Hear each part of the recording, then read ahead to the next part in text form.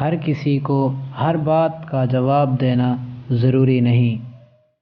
آپ ہر کسی کو خوش نہیں کر سکتے، اس لیے کسی کو انکار کرنے سے نہ گھبرائیں۔ اگر آپ چاہتے ہیں کہ لوگ آپ سے محبت کریں تو غصہ ترک کیجیے، کیونکہ غصہ محبت کا دشمن ہے۔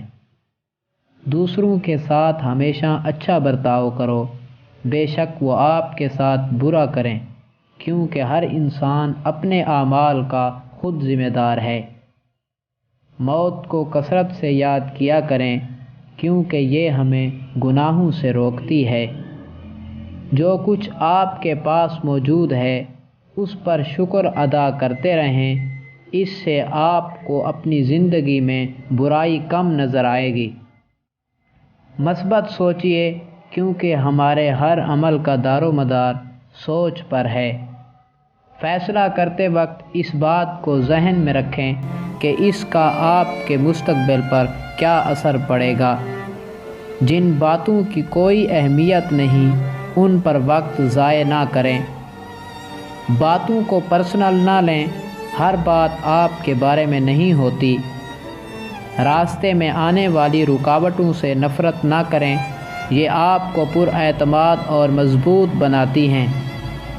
سوچ سمجھ کر اور بامقصد بولو، کبھی بھی فالتو مت بولو۔ دوسروں کو جج مت کریں، اس سے آپ کے تعلقات خراب ہوں گے۔ لوگوں کی رائے کا احترام کریں، چاہے آپ اس سے متفق نہ ہوں۔ غلطیاں کرنے سے نہ ڈریں، یہ آپ کو زندگی گزارنے کا طریقہ سکھاتی ہیں۔